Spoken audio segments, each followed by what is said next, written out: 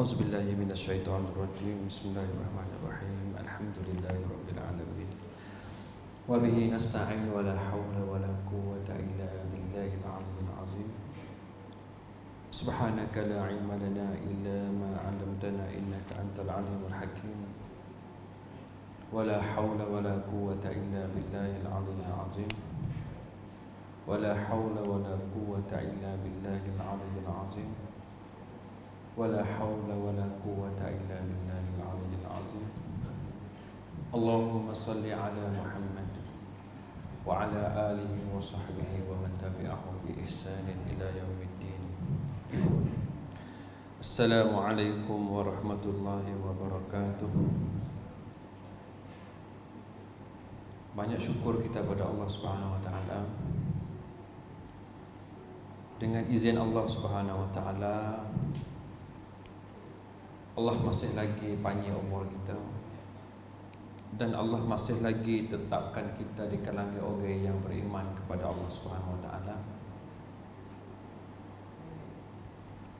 Alhamdulillah, kita di kalangan hamba yang Allah kasih, Allah sayang. Kita nak tahu kata kita ni di kalangan hamba yang Allah sayang, antara tanda dia ialah bila orang azan, orang bel, banyak manusia yang dengar suara bel, tapi hanya sikit yang sambut seruan azan, suara bel. Dan kita ni di kalangan orang yang sambut seruan azan tu. Tanda kata Allah Subhanahu wa taala kasih dan juga sayang pada kita. Sebab saya rasa bila orang azan, orang bel tu, banyak orang duduk dengar suara azan yang duduk di tepi jalan, bahkan yang ada di kawasan tepi masjid sendiri pun. Tapi yang betul-betul Allah beri peluang kepada mereka yang dia kehendaki untuk nak menyambut suara azan tu, tak banyak orang kan. Antaranya pok kita. Jadi banyaklah syukur kita kepada Allah Subhanahu wa taala. Dan syukur kita lagi kepada Allah kerana Allah masih lagi beri kita sihat, beri kita ni selamat. InsyaAllah selamat. Doakan insyaAllah selamat kita jauh daripada segala musibah, segala ujian Allah Subhanahu wa taala. Yang mana di hari ni kita ni pergi mana-mana tengok dalam Facebook, dalam berita ni tak ada cerita lain kecil virus yang buat penyakit COVID-19. Jadi kita alhamdulillah, moga kita doakan supaya kita ni sentiasa dijaga oleh Allah Subhanahu wa taala. Baik, jadi saya ni mungkin pertama kali lah siaran dalam page Islam Nara ni. Mungkin semua orang tu tak kenal pula siapanya. Saya sebenarnya duduk di Nara ni lama dah. Tapi tak jaga, tak biasa sangat. Jaga-jaga sekali. Baik. Jadi tajuk untuk malam ni pada awal tu duk kecil dengan memang kita buat persiapan untuk nak menyambut bulan Ramadan. Lepas tu dah kira gimana kita duduk dalam bulan Rajab, dan ada peristiwa penting dari Islam kita ialah Isra' dan Mi'raj. Dalam keadaan di hari ni gimana-mana pun dia duk kecil mengempak penyakit virus COVID-19. Jadi kita ambil tiga ni buat jadi so sekaligus. Kita kecek tiga-tiga sekaligus. Baik, berkenaan dengan peristiwa Isra' Mi'raj, apa pengajaran yang kita boleh ambil dari peristiwa hijrah Nabi Isra' dan Mi'raj. Kemudian mari kait dengan bagaimana cara Islam ajar kepada kita untuk kita ni nak berdepan dengan virus penyakit COVID-19 ni. Baik, dengan masa antara kita tunggu Isya' lah. Sepatutlah dengan masa yang kita tunggu Isya'. Baik, Allah Ta'ala berfirman dalam Al-Quran surah Isra' pada ayat yang pertama, a'udzubillahi minasyaitonirrajim, bismillahirrahmanirrahim, subhanallazi asra bi'abdihi lailan minal masjidil haram ilal masjidil aqsa allazi barakna haulahu linuriyahu min ayatina innahu huwas samiul basir. Allah Ta'ala firman dalam Al-Quran, hanya satu ayat ayat yang pertama mula-mula sekali dalam surah Isra, yang Allah cerita tentang peristiwa perjalanan Nabi daripada Mekah pergi ke Masjidil Aqsa ataupun di Palestin, kemudian duduk di Masjidil Aqsa, naik ke Sidratul Muntaha, langit yang ke-7, dari sana lagi. Ayat yang saya baca tadi cukup jadi dalil bahawasanya peristiwa Isra berlaku atas Nabi Muhammad SAW. Manakala Mi'raj, Nabi duduk di Masjidil Aqsa, naik ke Sidratul Muntaha, Allah Ta'ala cerita dari surah An-Najm ayat 1 hingga ke ayat yang ke-18. Maknanya peristiwa ini betul-betul berlaku sungguh atas Nabi Muhammad SAW. Cuma ada khilaf tentang tarikh hari bulan tu, ada khilaf sikit. Bila berlaku masa mana, bulan mana tu ada selisih pendapat, ada khilaf. Tapi yang pentingnya peristiwa itu berlaku semua. Nah, baik dalilnya daripada Quran yang saya baca tadi, surah Isra ayat yang pertama. Baik, bila kita tengok peristiwa Isra dan Mi'raj, yang mana Nabi terima satu hadiah Allah Subhanahu Wa Taala, ulama sepakat mengatakan Nabi menjalani Isra dan Mi'raj daripada Nabi duduk di Mekah, Nabi pergi ke Masjidil Aqsa Palestin. Mekah dan Palestin tu mungkin dia dekat tu, jauh. Tapi Nabi guna masa hanya setengah malam, bukan sehari semalam. Bukan sehari semalam, tapi semalam ya. Hanya semalam, dia panggil semalam ya tak? Ambil dia lepas Isyak sampai sebelum subuh. Ulama sepakat mengatakan perjalanan Nabi itu merupakan hadiah Nabi. Hadiah yang mana Allah nak beri kepada Nabi. Hadiah yang Allah nak beri kepada Rasulullah SAW. Kenapa Allah nak beri hadiah itu kepada Nabi? Kita kena kelik tengok sikit. Sebelum peristiwa Isra dan Mi'raj nak berlaku atas Nabi Muhammad SAW, ada peristiwa gapo berlaku di atas Nabi Muhammad SAW sehingga Allah suruh Jibril panggil Nabi naik mari jumpa dengan dia. Kerana nak beri hadiah. Maknanya dia ada sebab musabab. Bukanlah duk dia nak panggil Nabi jumpa dengan dia, ada. Ia ada sebab musabab. Dan bila kita tengok hunu sikit sebelum berlaku peristiwa Isra dan Mi'raj, rupa-rupanya ada banyak peristiwa penting. Ada banyak kejadian penting yang berlaku atas Nabi Muhammad SAW, yang mana kejadian itu bila berlaku di atas Nabi, rasa Nabi, perasaan Nabi itu berubah. Ujian, maknanya musibah ataupun ujian yang kena pada Nabi sebelum Allah nak jemput Nabi pergi jumpa dengan dia tu, Nabi ni banyak mengalami ujian sebelum pada Allah nak jemput dia tu. Antara ujiannya ialah isteri yang paling dia kasih, isteri yang paling dia sayang, Siti Khadijah, wafat. Ni belum nak berlaku peristiwa Isra dan Mi'raj. Jadi Siti Khadijah ni dia bukan isteri Nabi yang hanya salihah, dan juga bukan sekadar dia taat patuh setia kepada Nabi. Bahkan isteri Nabi ni yang nama Khadijah ni antara isteri yang paling faham Nabi. Bagi seorang isteri ni, faham ni sangat penting. Dia tak boleh sekadar kita ni untuk isteri, untuk orang wanita, dia tak boleh sekadar kita ni taat patuh dengar apa kata suami kita, tak cukup setakat tu. Tapi gapo yang diajar oleh Siti Khadijah, apa dia yang diajar oleh Siti Khadijah, dia bukan sekadar seorang wanita yang setia patuh taat kepada Nabi, bahkan Siti Khadijah juga adalah seorang yang paling faham Nabi, faham perjuangan Rasul, faham apa tujuan Nabi hidup, apa dakwah Nabi. Antara orang yang paling faham. Sampai Nabi berjaya kerja dakwahnya. Kalau tak faham, so ni nak kita tak boleh. Tak faham sekarang ni nak pergi tak boleh. Antara orang yang faham, mana buktinya harta benda kekayaan Siti Khadijah dia beri semua kepada Rasulullah, kepada agama yang dibawa oleh Nabi. Semua harta benda dia untuk Islam.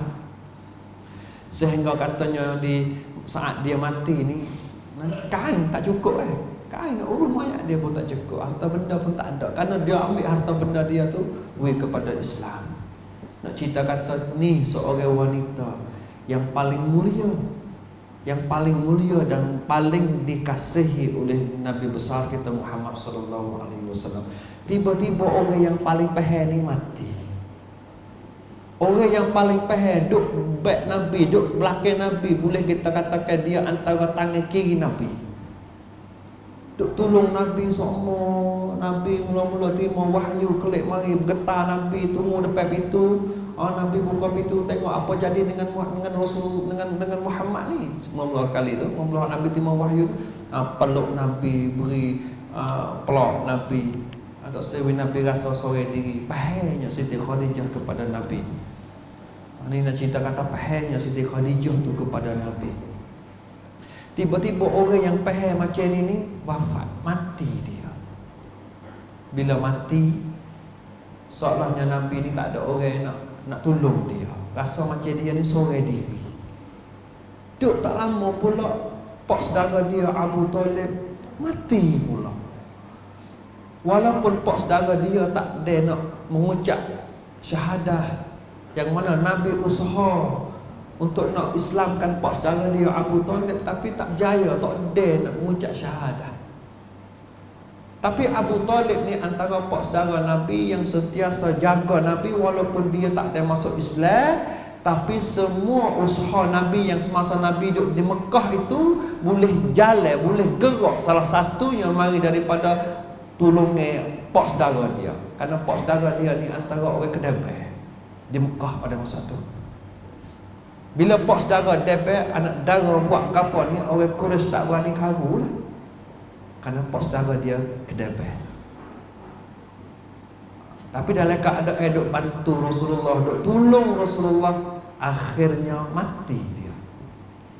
Ni Nabi tangan kanan pun tak ada, tangan kiri pun tak ada.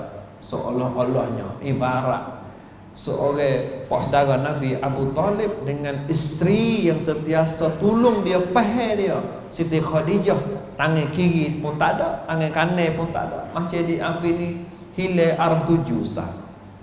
Tak boleh nak bergerak. Jadi perasaan Nabi tu jadi down, jadi turun. Tak cukup setakat tu lagi. Ni cerita kata benar ni berlaku sebelum Nabi terima hadiah daripada Allah. Tak cukup setakat Siti Khadijah wafat, pak saudara dia Abu Talib mati, bahkan Nabi tak tahu nak buat mana. Antaranya Nabi bawa seorang sahabat dakwah ke Taif. Nabi bawa seorang sahabat dakwah ke Taif. Siapa di Taif? Orang Taif tak terima pula suruh Nabi ni. Bila Nabi masuk ke Taif, orang Taif dengar kata Muhammad bawa ajaran apa ni, ajaran ni mari mana, ajaran ni kata Muhammad gila apa semua. Tak saya terima suruhan Rasulullah, tak cukup setakat tak terima, bahkan balas dengan hamak Nabi, bunga anak batu, bunga kayu, bunga segala benda. Nabi tak boleh duduk di Taif, Nabi kena tubik daripada Taif. Ini antara benda yang berlaku di atas Nabi kita Muhammad sallallahu alaihi wasallam sebelum Nabi dijemput oleh Allah untuk terima hadiah, untuk nak terima hadiah. Tuan-tuan, apa yang kita boleh sini? Seorang sahabat Nabi, nama dia Mus'ab bin Sa'ad, dia ambil hadis daripada ayahnya. Dia kata, ayah dia kata, Qultu ya Rasulullah ayyun nas asyadul bala. Ayah kepada Mus'ab tanya Nabi, dia kata, ya Rasulullah, di kalangan manusia ramai-ramai siapa yang paling berat diuji oleh Allah Subhanahu wa taala? Nabi kata al-anbiya summal al-anbiya summal amsal fal amsal. Nabi kata nak banding orang yang paling berat diuji oleh Allah Subhanahu Wa Taala di atas muka bumi ni, nak tinih para nabi tak boleh. Para anbiya antara golongan orang yang banyak diuji oleh Allah Subhanahu Wa Taala, dan yang diuji oleh Allah Subhanahu Wa Taala itu sangat berat. Satu pengajaran yang kita boleh daripada peristiwa yang saya cerita tadi sebelum Nabi nak Isra' dan Mi'raj ni, ialah kalaulah kita rasa kata diri kita ni diuji oleh Allah Subhanahu Wa Taala, kita rasa sepengah kita ni kena musibah Allah Subhanahu Wa Taala, kita rasa kata kita ni kena bala Allah Subhanahu Wa Taala, kena ingat kata Nabi lebih besar lagi ujian tu banding dengan kita. Yang tu rahsia di sebalik pengajaran yang kita boleh ambil semasa Nabi Isra' dan Mi'raj, sebelum Nabi nak Isra'. Kadang-kadang kita di hari ni kena sikit musibah, rasa berat lah. Rasa diri dia ni nak lawan dengan musibah, nak lawan dengan ujian tak boleh. Benda biasa dak buat, tiba-tiba Allah uji sikit ya. Jadi hak biasa dak buat tu nak buat ini biasa tak boleh. Contohnya di hari ni kita duduk dalam suasana mengebak virus COVID-19. Yang biasa kita duduknya gau bebas pergi beli barang, nak jabat saling tangan siapa pun rasa bebas duduk gau beri pun ramai-ramai pun tak apa, duduk dalam masjid ni sekala buka ni. Biasanya duduk dalam masjid ni kita buka ni. Tapi oleh kerana Allah nak uji kita, terpaksa kita kena tutup Bila terpaksa kita tutup dia mula tak cocok dengan hati kita.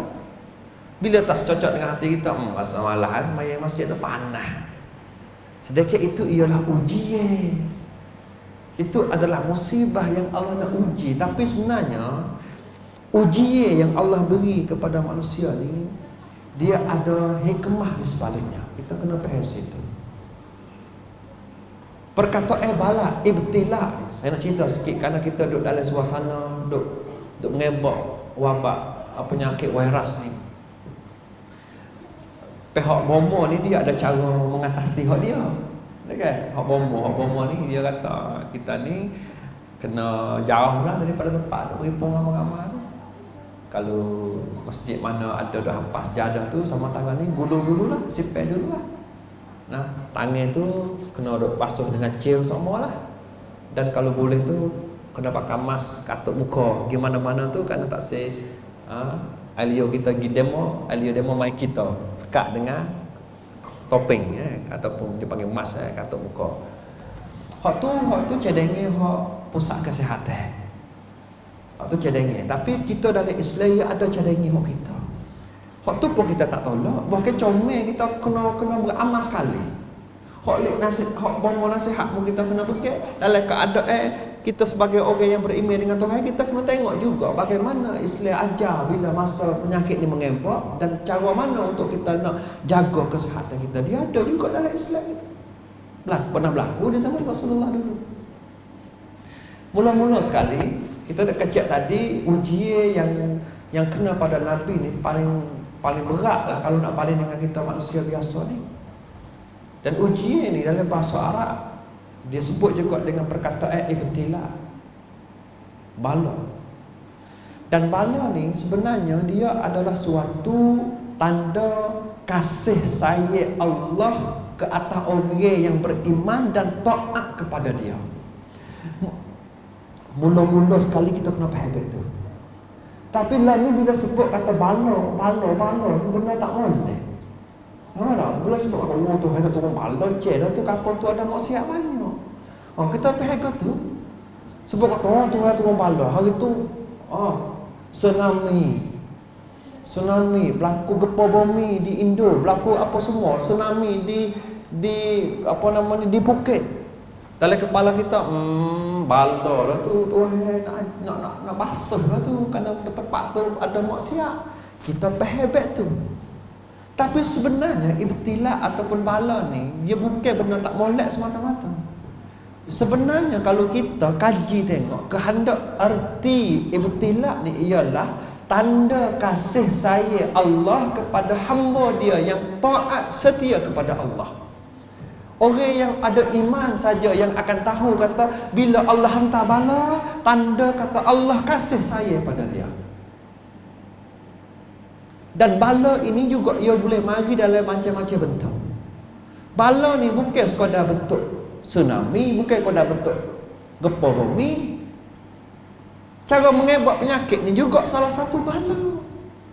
Dan kalau kita faham tadi, ayat tadi yang kata bala itu ialah tanda kasih sayang Allah kepada hamba yang taat setia kepadanya. Artinya kita duduk dalam masyarakat yang mengebak penyakit ni, kita kena sentiasa ingat kata saat sekarang ni Allah kasih sayang kita.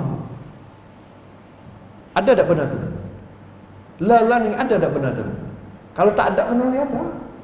We ada rasa kata lalaning ni duduk dalam suasana kita duduk menghadapi dengan mengebak penyakit ni, salah satu tanda kata Allah sayang kita. Setelah lagi saya nak urai, baik mana pula sayang? Dia macam belaga dengan fikiran kita. Setelah lagi saya nak urai satu persatu.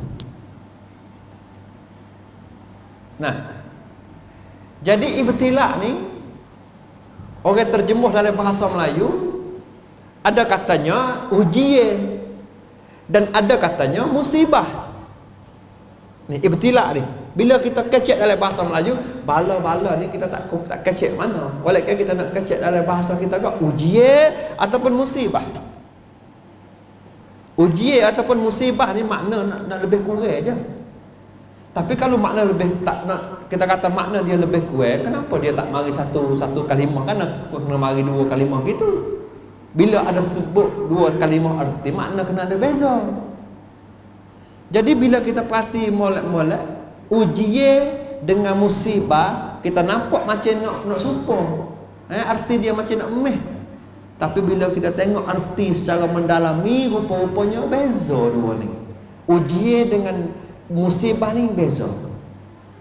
Ujian dalam bahasa Melayu ni, kita kasih hal dalam bahasa Melayu. Arti ujian dalam bahasa Melayu, ujian ni dia boleh jadi benda hak cocok dengan hati kita, dan dia boleh juga jadi benda hak tak cocok dengan hati kita.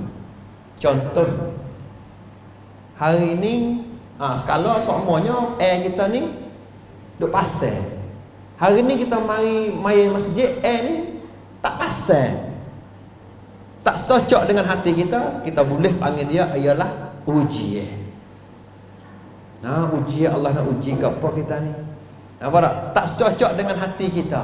Dan dia boleh juga beri arti benda yang cocok dengan hati kita. Contoh, kita nikah dengan isteri kita yang kaya lagi jangok. Kita kata ini adalah ujian aku ni. Betul tak?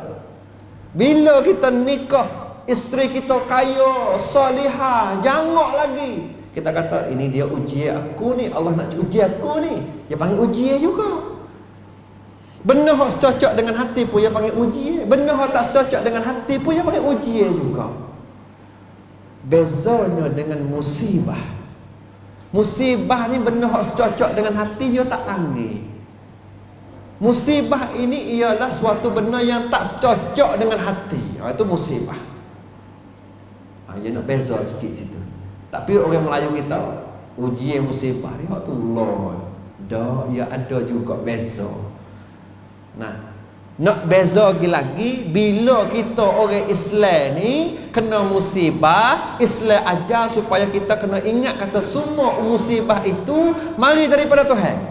Sebagaimana Allah Ta'ala berfirman dalam Al-Quran, ma asaba min musibatin illa biiznillah.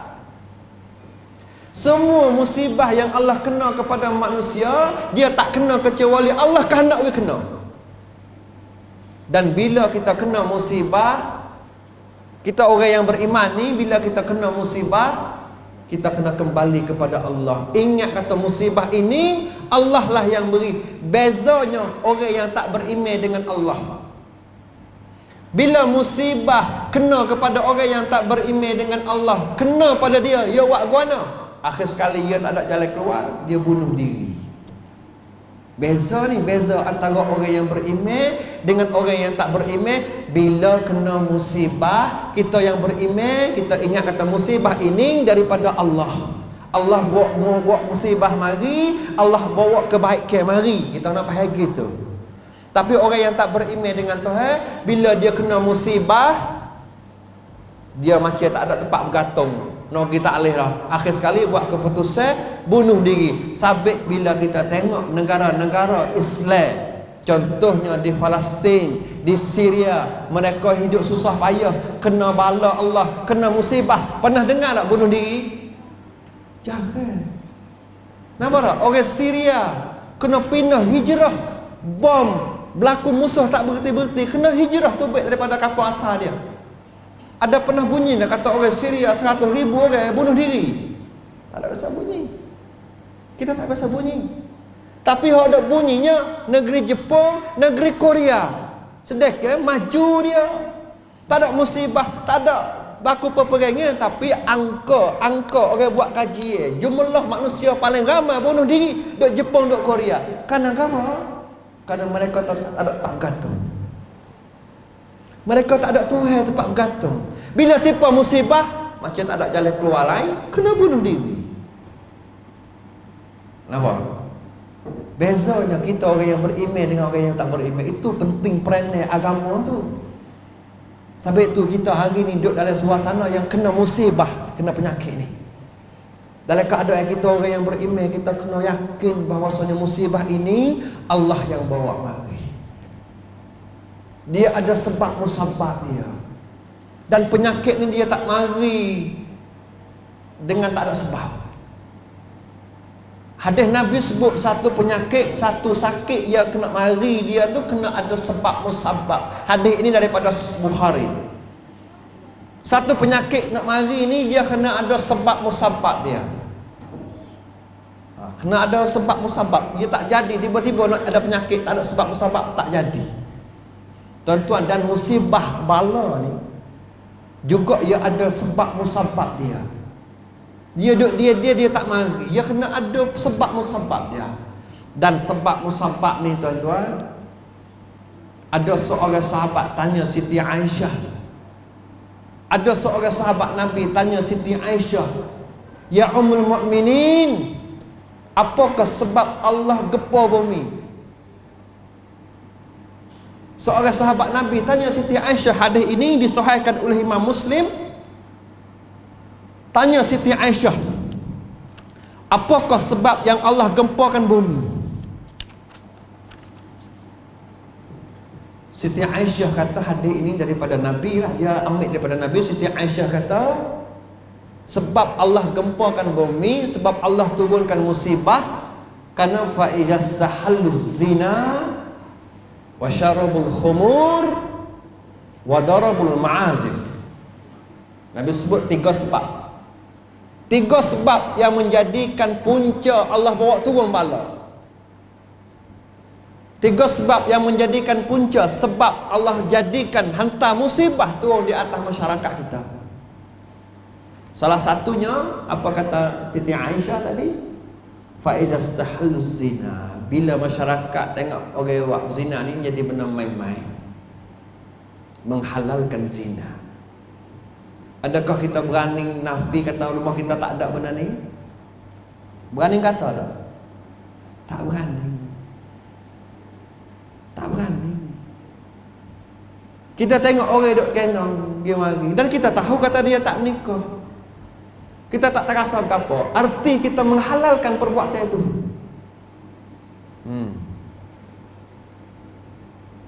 Tuan-tuan, saya ada ceramah di kawasan Belukar Perak, dan orang sana cerita royak mari, dan saya tak sebut lah kata berlaku di kampung mana.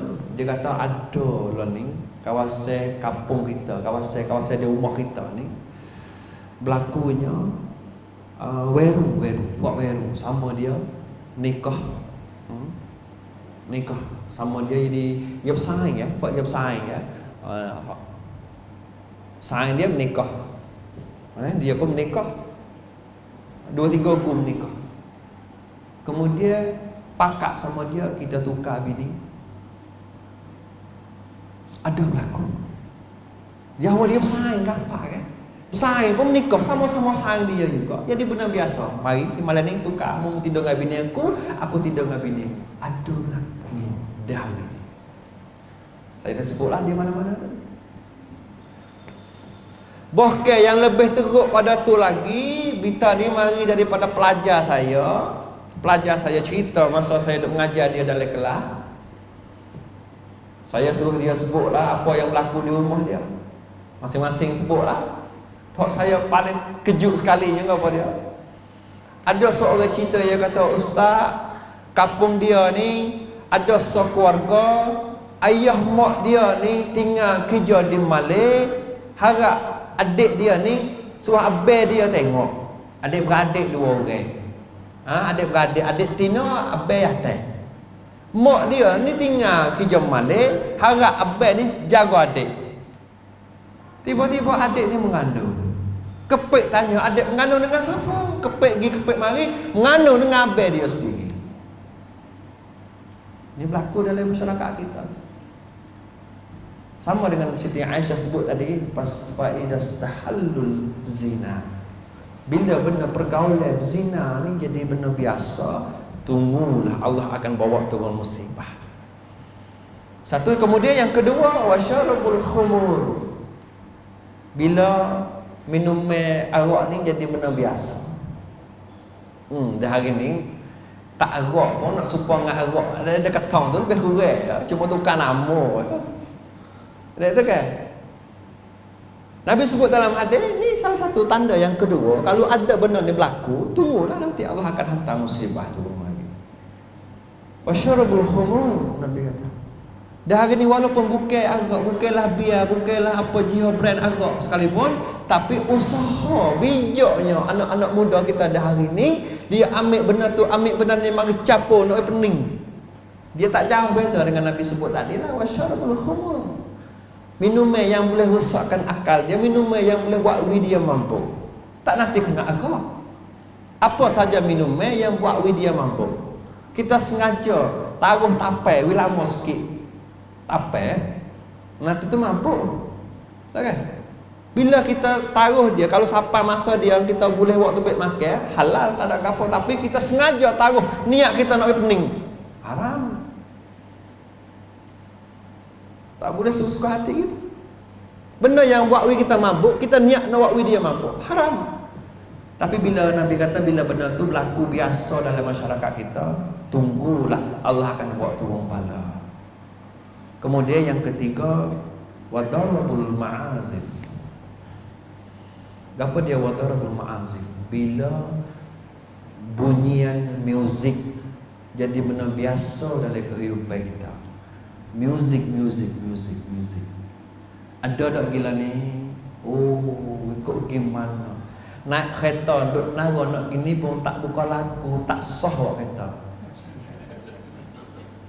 Dah kan? Ada tak pada tu? Ni nak start kereta buka aircon bersiap dah, buka air bersiap, cari terosak.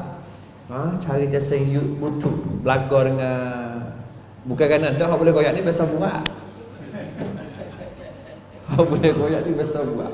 Kita cari tengok belaga dengan stesen hak ada dalam kereta kita tu, buka FM dia belaga, tu cari lagu, pasal lagu bawa kereta lagi. Jadi benar biasa muzik. Bila muzik jadi benar biasa, Nabi kata tunggulah Allah akan hantar bala tu. Dan kita boleh tengok dalam masyarakat kita di hari ini, kalau ada benar tu tanda kata itu antara Allah nak uji kita tu, Allah nak hantar musibah. Kemudian kata Nabi, Allahu fis samaihi faqala al-ardi tazalzali bihim. Kemudian Allah kata, wahai bumi, guncangkan mereka itu. Oh, Allah perintah turun suruh bumi ini guncang. Tazalzali, maksudnya suruh Allah kocok. Allah suruh dia kocok bumi ini. Iza tabu naza'u illa hadamuha alaihim. Sekiranya kalau ada di kalangan hamba aku yang sedar diri, kemudian dia taubat, maka berhentilah guncang itu. Illa kalau tak ada, hadamuha alaihim, hancurkan mereka. Sampai itu musibah ataupun bala yang Allah hantar mari, Allah nak mengingatkan kita. Allah nak bagi kita sedar, Allah nak bagi kita ingat.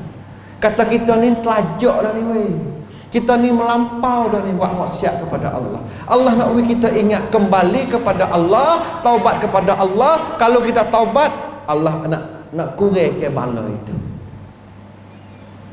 Dan kita kena ingat, bila Allah turun bala ni, Allah tak pilih orang. Kau tu soal kita kena ingat. Bila Allah turun bala mari, Allah tak pilih orang. Kita kata, oh saya ni cekak dah ni, soleh saya, tak buat maksiat. Saya tak buat maksiat, saya lari ahli keluarga saya buat maksiat. Sentiasa saya hidup dalam rumah saya ni buka Quran, baca zikir kepada Tuhan semua. Tak kena cerak bala aku ni. Jangan gaduh. Karena Allah Ta'ala firman dalam Al-Quran surah Al-Anfal ayat yang ke-25, A'udzubillahi minasyaitonirrajim, wattaqu fitnatan la tusibannal ladzina zalamu minkum khassah wa'lamu innallaha syadidul 'iqab. Tuhan sebut dalam Quran, jagalah kalian, jauhlah kalian daripada perbuatan yang mendatangkan bencana. Karena gapo Allah larang so kita ni jauh daripada perbuatan yang mendatangkan bencana? Karena Allah kata kalau Allah nak turun satu musibah, satu ujian, Allah tak turun atas orang yang zalim. Bukan Allah turun kena belaka orang yang nak di kawasan itu. Wa'lamu annallaha syadidul 'iqab. Ketahui olehmu sesungguhnya azab Allah itu sangat pedih. Nampak? Jadi kita tak boleh katuk mata sebelah, celak sebelah. Kita tak boleh katuk telinga sebelah, celak sebelah. Gapo maksiat yang kita tengok, kita kena pakat-pakat cegah. Kita tak boleh nak hidup seorang diri ikut demo nak jahanam kat mana ikut demo lah. Aku seorang diri, aku ni soleh, aku ni taat setia kepada Allah, duduk dalam rumah tak peduli gapo orang tepi rumah. Jangan. Karena bila turun bala ni Allah tak pilih. Allah bukanlah hantar bala turun mari, tengok rumah ni soleh, lari. Elok. Rumah ni tak soleh, derhaka, buat maksiat, kena bala pada rumah ni. Dak, bala bukan sifat dia macam tu. Bala ni bila Allah turun mari, kena semua. Bukan sekadar orang yang zalim saja, bukan kena semua orang yang di tepi-tepi tu kena berlaku. Sampai kita tengok bila berlaku tsunami gempa bumi di Palu baru-baru ni, kau kena tu orang yang buat maksiat belaka. Tak ada orang soleh-soleh pun. Dah. Tengok Allah tunjuk gempa bumi Allah. Dan bila lepas pada berlaku di Palu, orang hidup buat kaji, rupa-rupanya Allah hantar bala turun, Allah hantar musibah turun, rupa-rupanya situ tempat buat maksiat. Kau ada tak orang soleh? Ada. Tapi gua nak Allah ramah semua gitu. Ini sifat musibah, bentuk musibah yang Allah nak hajar orang yang beriman. Kita lagi setengah jam dah ni. Tajuk Isra' Mi'raj tak masuk lagi ni.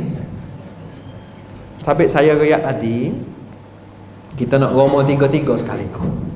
Persiapan Ramadan, Isra' Mi'raj, kemudian cara untuk kita menghadapi mengebak penyakit virus ni. Baik. Kemudian bila kita orang yang beriman ni, kita di kalangan orang yang beriman kepada Allah ni, bila ada musibah dalam masyarakat kita, jadi mula-mula sekali kita kena ingat kata musibah itu adalah salah satu makhluk yang Allah buat. Mula-mula sekali adalah satu makhluk yang Allah buat, dan kita jangan tengok. Nombor satu kita kena faham dan kena yakin kata penyakit yang duk ngebak dah hari ni ialah makhluk Allah. Allah buat. Satu. Faham situ dulu. Yang kedua, jangan rasa megah kata diri ni tak kena penyakit ni. Nombor dua. Jangan rasa megah sangat kata aku sihat, Aku duk sorang diri, aku tak pergi mana, aku tak kena cerak penyakit ni. Jangan tuan-tuan. Kena ada juga perasaan takut. Kena ada juga perasaan takut tuan-tuan. Setakat Nabi lagi kena uji yang Allah sebut dalam Quran. Allah ada cerita dalam Quran tuan-tuan. Seorang Nabi kena penyakit. Dan penyakit jenis biasa mengebak ni bukan ada di zaman kita saja. Bahkan penyakit yang jenis mengebak ni ada lama-lama kita. Sebelum Nabi Muhammad kita lagi pun ada dah. Antaranya Allah sebut dalam Quran surah Al-Anbiya ayat 83. Firman Allah, a'udzubillahi minasyaitonirrajim, wa ayyuba iznada rabbahu anni massaniyad durru wa anta arhamur rahimin. Allah sebut dalam surah Al-Anbiya ayat 83. Kata Ayub, penyakit ni kena pada Nabi Ayub. Nabi Ayub antara Nabi yang Allah uji, Allah berat. Antara Nabi yang Allah uji dia, dan uji itu sangat berat. Bila kita belajar sirah Nabi Ayub, antara ujian yang Allah beri kepada Nabi Ayub, Nabi Ayub ni orang kaya asalnya. Orang kaya, ada anak zuriat ramai, isterinya pun cantik jangok, sempurnalah dia ya. Tapi nak cerita kata dia antara Nabi yang paling banyak Allah uji ni. Allah uji ke apa tuan-tuan? Anak dia belah lebih dah, maksudnya lebih pada 10 orang. Mati sekaligus semuanya. Nabi Ayub. Kemudian dia orang kaya dan hasil binatang ternak ke dia perah kambing, perah lembu banyak. Dia kaya. Allah uji Nabi Ayub, Allah matikan semua sekaligus. Kemudian Allah uji lagi, beri penyakit kepada Nabi Ayub. Penyakit yang kita bila sebut kata Nabi Ayub ni, antara Nabi yang kulit dia ni makan di ular. Kita ada punya orang duk goyak, kan tak? Kulit dia ni makan di ular. Itu antara uji. Dan Allah sebut benda tu dalam Quran, kata Nabi Ayub kena penyakit. Sebagaimana firman Allah, wa ayyuba iznada rabbahu anni massaniyad dur. Dia kata, wahai Allah, Nabi Ayub menyeru kepada Tuhan, ya Allah, aku ni ditimpa penyakit. Nak cerita kata, penyakit mengebak ni bukan ada di zaman kita sekarang, bahkan dia ada sejak pada zaman Nabi Ayub lagi. Sampai tu kita yang hidup tengok sangat. Pesanan saya yang kedua tadi, yang hidup megah sangat. Kata aku ni sihat, aku tak kena cerak penyakit ni. Bila dia mari gitu, dia rasa diri tu rasa lebih lah. Dah. Allah boleh uji, Allah boleh uji. Kada dalam umur, kalau Allah nak uji jadi nak kena mu, dia akan kena. Dia akan kena kalau Allah nak uji kena. Di sana kita duduk dalam umur kita koci tak gimana. Kalau Allah nak uji kena, dia akan kena. Wa ma asaba min musibatin illa biiznillah. Allah takkan timpa satu musibah kecuali Allah kehendak nak jadi. Sampai tu nombor 2, jangan duk rasa diri ni megah sangat. Faham maksud megah lah? Ada setengah orang tu megah, aku ni sehat, aku ni urungan 10 kilo sehari, pagi 10 kilo, petang 10 kilo, tengah hari buat sikar lagi sehat, werah tak boleh buat apa aku. Dia ada orang setengah gitu. Dia ada orang setengah fikir macam tu. Maka Islam ajar, jangan. Jangan tunjuk megah. Itu nombor 2. Nombor 1 tadi, kena yakin kata virus yang duk mengempak dah hari ni ialah makhluk ciptaan Allah Subhanahu wa taala. Dan yang kedua, kita sebagai manusia yang hidup di zaman yang mengebak penyakit ni, jangan megah sangat kata kita ni takkan kena penyakit ni. Jangan megah tuan-tuan. Baik, nombor 3. Gapo yang kita kena buat di hari ni?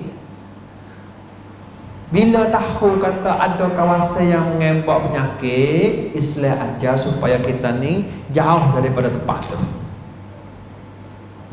Bila kita bunyi khabar kata di kampung tu, tempat tu ada mengebak penyakit, jadi kita ni kena ambil sikap jangan masuk ke kawasan kampung tu. Sebagaimana sabit dengan hadis daripada Usamah. Hadis ini ditasahkan oleh Muslim.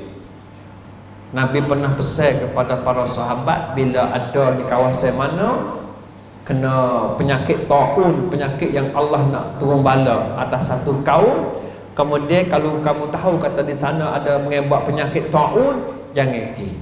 Dan pesan kepada orang yang duduk di kawasan yang penyakit sedang mengebak tu, jangan tubik mari.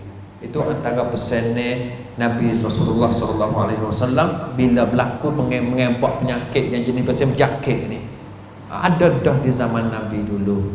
Bahkan ada hadis Nabi, wa firra minal majzum kama tafirru minal asad.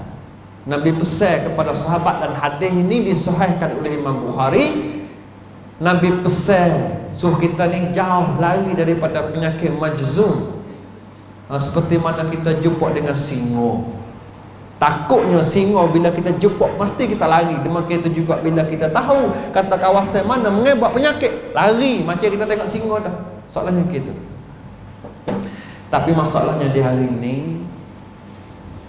bila kita tengok berita kan,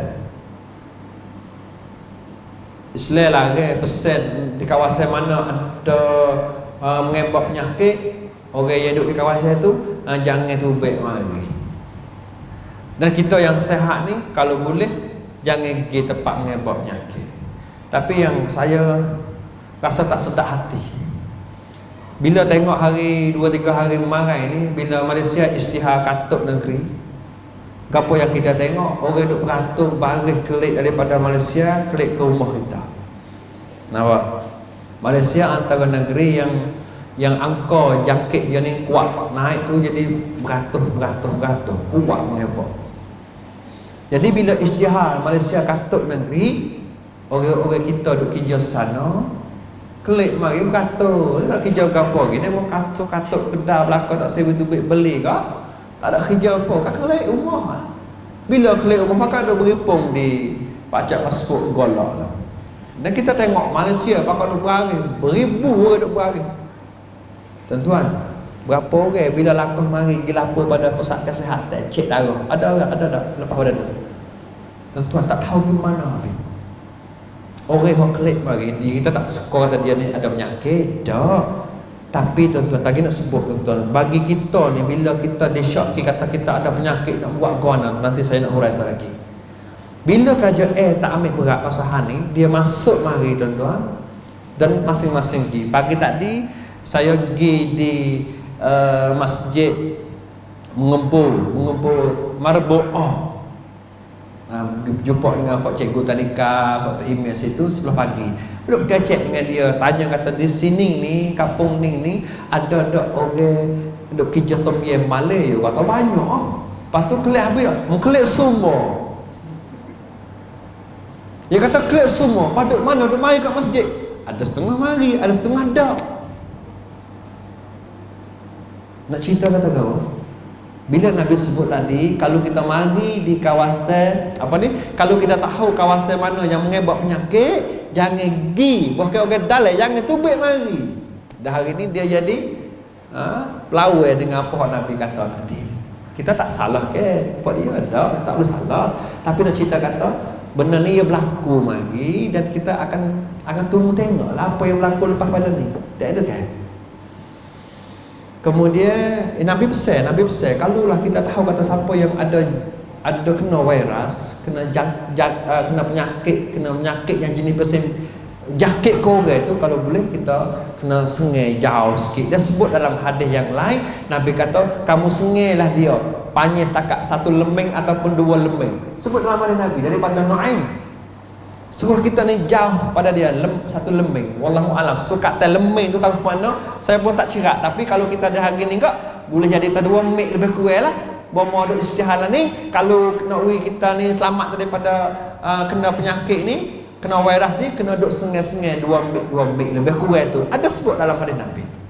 Nabi ajar suruh kita ni sengai sikit, jangan duk rapat-rapat sangat. Takut penyakit ni mengebak kena kepada orang tepi kita. Itu nombor 3. Nombor 3, sekali lagi saya ulang, bila tahu kata kawasan mana ada penyakit, orang dalam jangan tubik. Dan kita orang luar ni kena jangan masuk, kalau boleh jauh. Kemudian seterusnya, bila kita ni tahu kata diri kita ni ada penyakit yang jenis biasa penyakit jakit ke orang. Ni. Nama yang keempat. Bila diri kita ni tahu kata kita ni kena virus. Apa yang Nabi kata? So kita jauh dengan orang yang sihat. Bila kita kena, suruh kita ni duk jauh pada orang yang sihat. Hadis Nabi bunyi dia, la yuridu mumridun ala musihin, daripada disahihkan oleh Imam Bukhari. Bila kena penyakit, siapa yang kena penyakit, kena asing diri dia, jangan duk gaul dengan orang, jangan duk gaul dengan orang. Ini penting juga ni. Sebagaimana orang yang baru klik tadi, bila dia klik kampung dia dan dia rasa kata dia ni mari daripada kawasan yang sedang mengembak penyakit ni, dia kena ambil sikap, dia kena ada amanah di sini ni. Dia kena ada amanah, kena tak boleh duk gaul dengan orang, kena pisah duk jauh pada orang, asing dulu dia orang. Sebagaimana bomo kita duk ajar, kena kat tua 14 hari. Tu mana tu asing dulu kita dengan orang ramai-ramai. Takut ke penyakit yang ada pada kita ni jakit kena orang lain. Ada hadis Nabi. Nabi ajar suruh kita ni asing dulu ataupun duduk jauh sikit pada orang yang kena penyakit tu. Baik. Kemudian seterusnya Nabi ajar lagi. Bila orang tu kena penyakit, bila orang seorang kena penyakit, kita ni tak boleh lepas dia seorang diri. Tadi Islam ajar suruh asing. Nampak tak? Bila kita dapati tahu kata ada orang kena penyakit, Islam ajar lagi, jangan dia duk rasa diri dia seorang diri. Kena ada pihak yang bertanggungjawab, hidup fubak dia. Bukanlah orang yang kena penyakit sudah, kita lepas dia. Ikut dia, nak jadi masa mana ikut dia. Dah. Islam ajar lagi. Bila kita tahu kata siapa yang ada penyakit, orang yang bertanggungjawab. Lebih-lebih lagi, pusat kesihatan lah, doktor, bomo semua ni kena ambil sikap fubak dia. Bomo ni kena tanggungjawab fubak dia. Karena hadis Nabi daripada Jabir bin Abdullah, ceritanya satu hari Nabi biasa pegang tangan sahabat yang kena penyakit kusta. Nabi pegang tangan dia, bawa dia mari duk makan nasi, hidai kalingan Nabi. Ni siapa tahu tu? Nabi ajar dia, wahai sahabatku, takwalah kepada Allah dan doalah kepada Allah supaya Allah siarkan penyakit yang ada padamu tu. Nak cerita kata Nabi bila dia tahu kata sahabat kena penyakit jenis penyakit mengembak ni, Nabi tak lepas dia duduk sorang-sorang diri. Nabi ambil dia mari nasihat, beri pengajaran kepada kita. Bila kita tahu kata di kawasan kampung kita ada orang kena penyakit virus ni, orang yang bertanggungjawab kena ambil sikap fubak dia. Oleh itu sangat mulialah orang yang kerja sebagai bomo di hari ni. Kita tengok di hari ni orang yang paling berat sekalinya ialah bomo lah. Kalau duduk terlepak kerja di hospital, yang mana hospital tu ada orang yang kena penyakit ni. Nyanyi marah ni di Malaysia jururawat pejabat mati sore. Marah ni perempuan duduk terlepak dengan orang sakit yang kena penyakit ni. Ada. Mati sore. Ini cerita kata satu amanah, dan bila dia buat kerja dia dengan amanah, dengan ikhlas, insya-Allah Allah balas dia dengan balasan yang baik. Yang penting saya nasihat melalui face yang tengah duk live ni kepada siapa-siapa yang kerja khidmat masyarakat, tolong orang yang kena penyakit ni, betulkan niat, ikhlaskan niat kerja kita, insya-Allah Allah selamatkan kita dunia dan juga akhirat. Yang penting niat baik, insya-Allah. Kita tak nak pun sebenarnya, tapi kadang-kadang benda tu dia masuk mari keluar kawalan kita tak boleh jangka. Masuk mari serai masuk mari, kita pun tak say dah kan.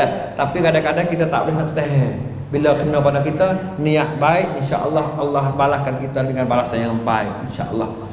Baik, kemudian seterusnya antara benda yang kita kena buat lagi bila kita ada bunyi khabar kata orang kena virus.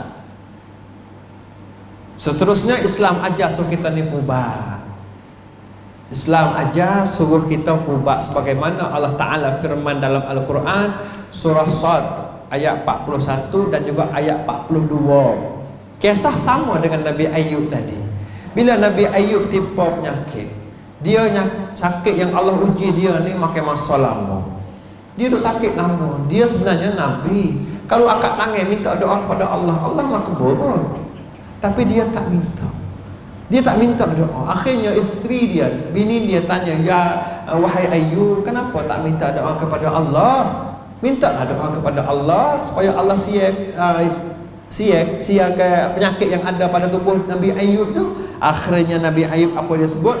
"Wazkur abdana Ayyuba isnada rabbahu inni massaniyasy syaitanu binusbi wa azab."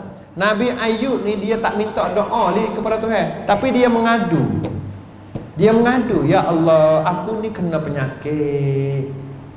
Setakat tu je. Mengadu, "Ya Allah, aku ni kena penyakit."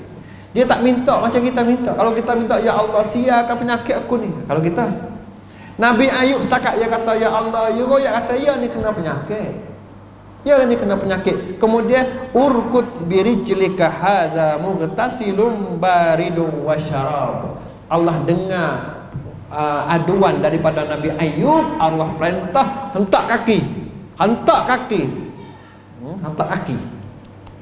atas tanah. Hentak kaki, keluarkan air yang sejuk, minum, basuh, kemudian siap.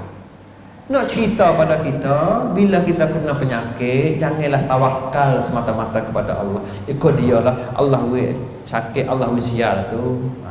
Ada juga. Kok kita happy tu. Tawakal ya bang, tawakal tak kena jalan. Dah Allah penyakit, Allah sial lah, ikut dia lah. Penyakit yang Allah beri. Tak fubat dia. Kalau fubat pun, kalau Allah tak sewa sial pun tak sial.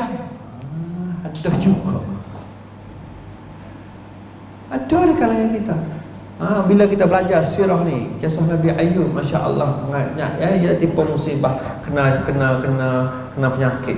Akhirnya dia mengadu Tuhan, "Ya Allah, dia ni kena penyakit, kena sengai penyakit." Kemudian Allah terima aduan dia. Allah kata, "Hentak kaki." Kemudian keluarkan air, ambil air tu, minum, sapu tubuh, siap penyakit tu. Beri pengajaran kepada kita, setiap penyakit yang kita kena usaha ubat, we kena cara dia. Nah, usaha ubat, we kena cara dia. Dan kemudian tak lepaslah kita ni bergantung penuhnya dengan Allah. Dan kita yakin sebagaimana saya sebut tadi, wabak virus ini yang mari daripada Allah, antara makhluk ciptaan Allah. Maka dengan kepada Allah lah yang kita kena minta, iaitu tak lain tak bukan kena angkat tangan berdoa kepada Allah Subhanahu Wa Taala. Itu sebagai penawar yang paling harga sekali, ubat yang paling mustajab sekali. Kena doa, dan doa ni boleh banyak doa. Saya tengok tadi tu antara doa yang boleh kita amal. Baca yang tu boleh kita amal. Dan antara doa lain lagi tuan-tuan, bagi kita rasa payah ya Ustaz, doa tu 2 baris tak rasa jumpa pula. Nak baca pun takut tak kena. Ni nak doa mudah malam ni, boleh baca, boleh amal selalu dah. Gapo dia? Astaghfirullahalazim.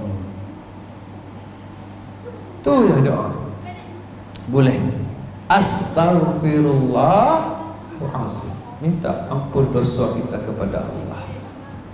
Dalam keadaan hati kita bulat-bulat serah kepada Tuhan, bergantung kepada Allah. Allah ampunkan segala kesalahan dosa yang aku pernah buat dulu. InsyaAllah Allah kabul.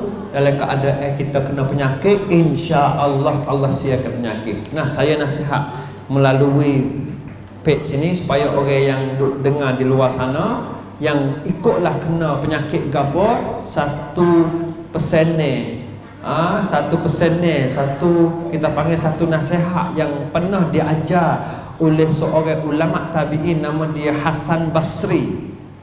Namanya Hasan Basri, tabi'in.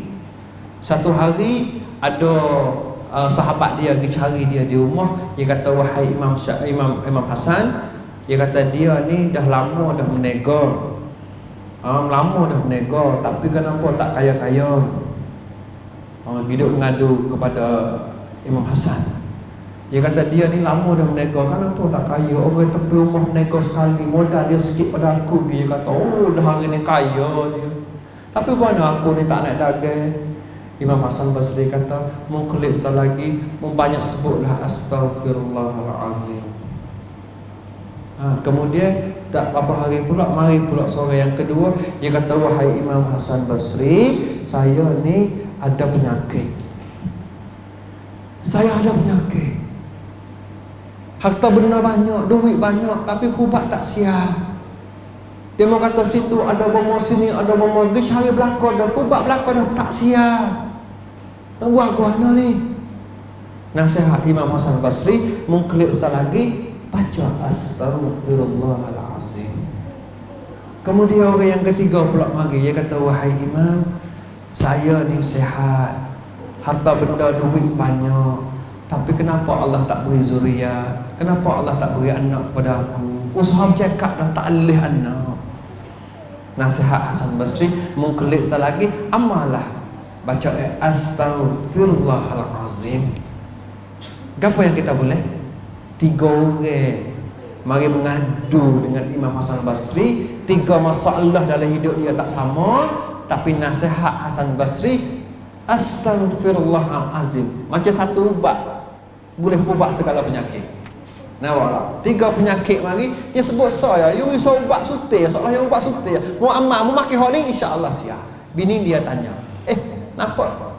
Orang mari tanya masalah 3 masalah tak sama, tapi kenapa dia beri jalan keluar yang sama, iaitu astaghfirullahalazim. Kata Imam Hasan Basri, Allah Ta'ala firman dalam Al-Quran surah Nuh ayat yang ke-8 hingga ayat yang ke-10. Boleh kita buka tengok. Wa qultu astaghfiru rabbakum innahu kana ghaffara yursilis samaa 'alaikum midrara wa yumdidkum bi amwalin wa banin wa yaj'al lakum jannatin wa yaj'al lakum anhara. Tuhan sebut dalam Quran surah Nuh. Kata Hasan Basri, Allah Ta'ala firman dalam Al-Quran, aku telah seru kepada kaum aku supaya istighfar, minta ampun dosanya kepada Allah. Kemudian Allah buka langit, turun hujan. Bila Allah buka pintu langit, turun hujan, kemudian semua tanaman tumbuh naik di atas bumi ni. Orang yang tak ada beranak, tak pernah beranak, jadi beranak, rezeki melimpah luas. Nak cerita kata, dengan astaghfirullahalazim, pintu rezeki semuanya dibuka. Sampai tu tuan-tuan, bukanlah saja orang yang kena penyakit virus COVID-19, bahkan kita yang sakit kau ni pun boleh beramal. Sakit kau ni, buat kita, termasuk saya 30 pun ada ni kita bukan marai jalan buah kasut, jadi tak sedap sikit jalan. Tanya saya sakit je mana, tunjuk di seni buka kaki ni, yellow lah tu kau lah tu. Tapi Alhamdulillah hari ni siap. Bukan lagi kali dah, mari jadi mari siap. Amal tu insya-Allah. Kecil manis dah lek kedai ni kita usahalah ubat bomo ni, bomo kedai ni kita usahalah makan ubat ada. Tapi dalam keadaan kita duk makan ubat, kita kena tawakal. Dalam keadaan kita mengingati Allah, banyak sebut astaghfirullahalazim. Niat supaya dengan usaha yang kita duk baca ni, supaya Allah buat semua penyakit yang ada dalam tubuh kita. Itu antara doa yang paling mudah kita ingat. Kemudian ni pukul 8 dah ni. Ni pukul 8 tu janji kita tidak, tapi insya-Allah saya nak habis ke apa saya sedia. Okay.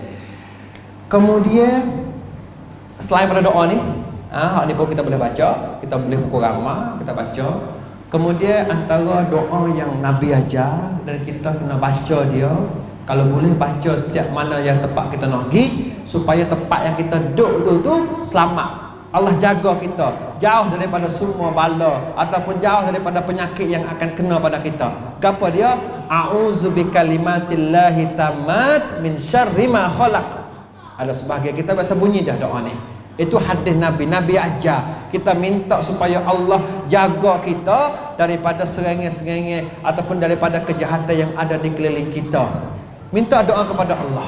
Baca banyak kali pun tak apa. Kita hari ni nak pergi beli barang dia nak bagi. Cak mutu baca a'udzu bikalimatillahi tammat min syarri ma khalaq. Turun cak mutu, katuk surih mutu, katuk surih mutu, turun jalan masuk dalam nak baca bela-bela, beli bela-bela.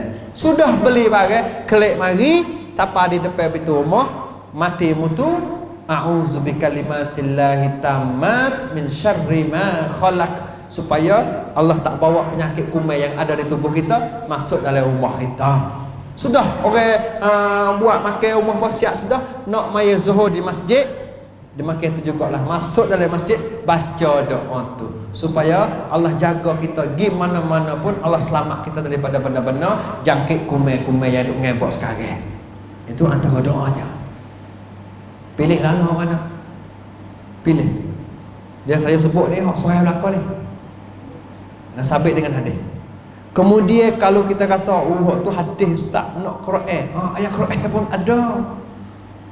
Kalau kita nak amal terus dengan ayat Quran, ada dari surah Saffat ayat 144. Ini antara doa yang dibaca oleh Nabi Yunus. Sirah Nabi, sekali lagi Nabi Yunus antara nabi yang tinggal kaum dia. Tinggal kaum dia, belum Allah nak arah, belum Allah nak utus dia supaya dia tinggal kaum dia. Dia tinggal kaum dia, akhirnya Allah turun bala atas dia. Allah turun bala atas dia. Allah hantar ikan makan dia. Allah hantar ikan makan dia, bawa turun di patak dasar laut, bawah patak laut. Kemudian dia duduk dalam perut ikan. Apa yang dia baca? La ilaha illa anta subhanaka inni kuntu minaz zalimin. Itu antara zikir Nabi Yunus. Kata para malaikat yang ada di setiap lapisan langit, dia kata suara ni bunyi-bunyi macam kena. Sebab Nabi Yunus duduk atas darat pun dia baca doa ni juga. Tiba-tiba dia bunyi, dia kata kali ni bunyi nampak lain sikit. Kerana sama-sama bunyi macam duduk atas darat, tapi kali ni bunyi macam tak ada duduk atas darat. Duduk mana ni? Para malaikat duduk kecek sama dia. Rupa-rupanya Nabi Yunus bila makan di ikan, duduk bawah patak laut tu, duduk sebut doa ni, duduk sebut zikir ni, dengar siapa para malaikat duduk di tanah ni. Juga antara doa-doa yang boleh jaga keselamatan kita kalau keadaan kita ni diseret oleh penyakit, berbagai jenis penyakit ni. La ilaha illa anta subhanaka inni kuntu minaz zalimin. Surah Saffat ayat 144. Boleh kita nak amal. Itu antara doa-doa yang kita kena buat sebagai senjata kita lah. Seolah sebagai senjata baju kerak kita. Baju kerak kena ada juga. Nah, kena ada juga. Kerana dalam keadaan kita duk jaga ni kadang-kadang dengan apa panggil hubungan kita dengan Allah juga penting. Nah, dalam doa-doa ni sebenarnya rahsianya ia ada bila kita sebut doa ni, ia tambah lagi hati kita yakin kepada Allah. Kita sebut astagfirullahalazim, bukan sekadar baca saja. Kita kena ingat kata hati kita ni juga gantung kepada Allah. La ilaha illa anta subhanaka inni kuntu minaz zalimin. Hati kita juga gantung kepada Allah. A'udzu bikalimatillahi tammat min syarri ma khalaq. Hati kita juga gantung kepada Allah Subhanahu wa taala. Nah, itu antara pesan ni wasiat baginda Rasulullah dalam hal kita ni nak hidup dengan lawan dengan penyakit yang jenis pasal mengebak. Baik, kembali kita kepada asas mula. Kita dah cerita bab Isra Mi'raj ni jauh lagi. Nah, kena semula lah tu rasanya. Dan Isra Mi'raj saya ringkaskan cerita. Tujuan utama Nabi dijemput oleh Allah.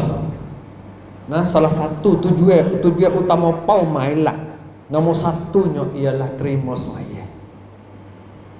Bezanya ibadat-ibadat lain hak kita duk buat dah hari ni, semuanya Nabi diperintah melalui malaikat Jibril.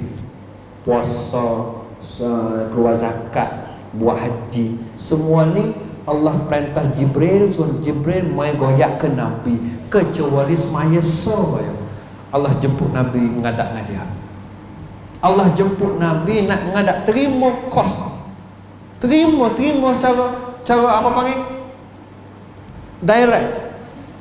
Nak cerita kata semaya ni penting sangat. Pada asalnya Allah perintah suruh kita semaya 50. Turun mari Nabi sampai langit yang kena jumpa Nabi Musa. Nabi Musa kata, ummahmu tak mampu buat. Taruh ummahku dulu semaya pagi tengah hari petang pun tak berapa mana dah. Kalau muka suruh ummahmu buat 50 waktu, tak kerja pun. Tak boleh buat. Minta pergi tawar dengan Tuhan. Naik pula mengadap Tuhan. Tawar weh nak luk 5. Luk 50 tinggal 45. Turun mari pula jumpa dengan Nabi Musa. Nabi Musa kata, 45 pun tak mampu lagi umat. Dia tahu perangai kita, Nabi Musa.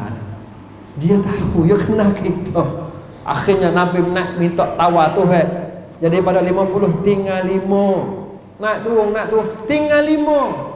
Tu pun Nabi Musa kata tak mampu lagi. Nabi kata aku malu dah. Ada timur soleh. Guano Nabi naik turun duk tawa dengan Tuhan. Macam Tuhan main-main dengan Nabi. Dia mari jadi soleh. Ada setengah orang kita tak ada soleh, tak ada gapo lah. Tapi nak cerita kata ada orang fikir sampai tahu tu. Duk naik turun. Kenapa Allah tak perintah sekaligus 5? Sudah. Tapi kan turun mari 45. Naik pula turun mari 40, 35. Turun di 55 macam Tuhan nak main pula dengan Nabi. Ingat jawabannya daripada peristiwa tadi, Tuhan nak ajar manusia tahu kesalahan kita yang kita buat. Banyak-banyak mana pun kita mengadu kepada Tuhan, Tuhan tak biasa cemburu. Dia ada hikmah sebaliknya. Tuhan nak ajar kepada ummah Nabi Muhammad kita. Kesalahan banyak mana yang kita buat. Kita buat dosa, mengadu Tuhan, minta doa, ampun ya Allah, taubat dah ya Allah, aku tak buat dah. Sudah taubat, buat mula. Buat mula pula. Sudah mengadap lagi, ya Allah, aku takkan buat dah ya Allah dosa ni. Sudah taubat, dia buat mula pula. Tak apa. Tuhan dengar dan Tuhan ampun dosa kita. Nak cerita kata ni, banyak kali Nabi dia ulik-alik nak pengajaran kepada kita. Banyak mana kesalahan yang kita buat, Allah tak pernah cuma permintaan kita. Yang penting mengadap sungguh minta kepada Allah Subhanahu Wa Taala. Akhir ini bila saya sebut tadi, tujuan utama Nabi naik ambil ialah wahai atau perintah supaya semaya. Maka semaya ni penting. Tuan-tuan, dalam keadaan kita duduk di suasana duduk mengebak penyakit ni, dalam keadaan kita duduk mengebak penyakit, duduk mengebak kuat ni, boleh jadi satu pengajaran kepada kita. Lebih-lebih lagi dalam bab semaya. Sangat cukup besar dia pengajaran kepada kita. Marai dulu.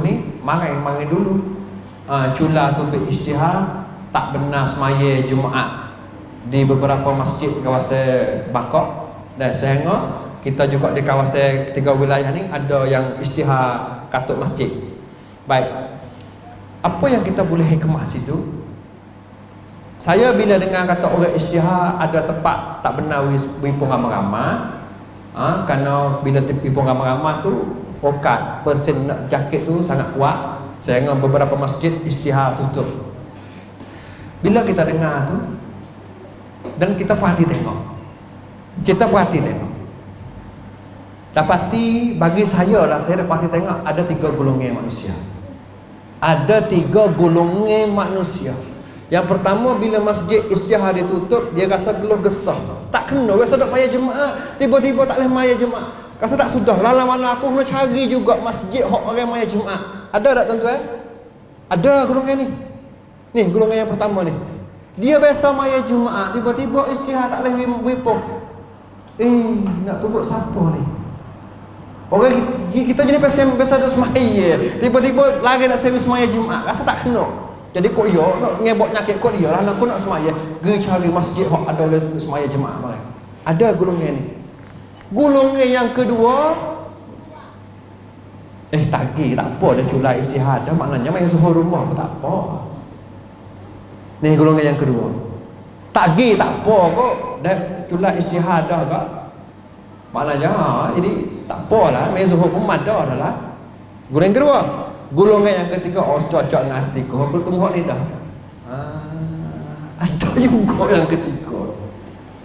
Selama ni tak berapa mana dah dengan masjid. Dah cula perakat kata masjid cocok dengan hati dia. Tuan-tuan ingat tuan-tuan, bab semaya ni penting. Bab semaya ni penting. Karena apa penting? Karena Nabi timur semaya dengan Tuhan sendiri. Tak sebuah ibadat lain. Nabi timur semaya dengan Tuhan sendiri. Kalau semaya kita ada rasa macam orang yang ketiga tadi, kena taubat tuan-tuan, kena sedar tuan-tuan. Kalau kita di kalangan orang yang ketiga tadi, dia yang kedua tak apa, anulum lagi. Kerana yalah, tanda kita masih dekat orang yang ada iman. Tapi yang ketiga ni saya tak salah kata guana. Kalau kita di kalangan orang yang nombor 3 tadi, rasa kata cocok dengan hati hak ni, aku duk tunggu istihalaman ni, hak tu kena cepat-cepat taubat, kena insaf dan sedar diri kata dia telah Allah uji dia ni dengan istihar gini. Allah uji dia nak tengok kata iman dia tangguh mana. Kalau kita duduk dalam golongan yang ketiga tuan-tuan, walaikumsalam, kena minta doa cepat dengan Tuhan, taubat tuan-tuan, supaya kita jangan tergolong dalam golongan orang yang main-main dengan sembahyang.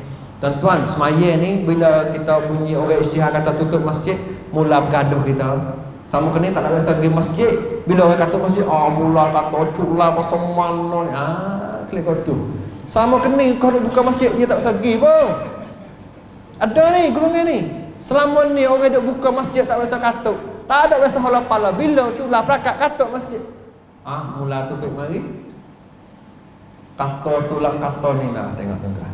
Ada macam-macam ni hikmah sebalik musibah yang Allah hantar mari ni, ada hikmah. Nak tengok email kita taruh mana ni dalam keadaan ni tuan-tuan. InsyaAllah tuan-tuan, daripada apa yang saya kongsi sikit sebanyak, guna masa agak lebih sikit.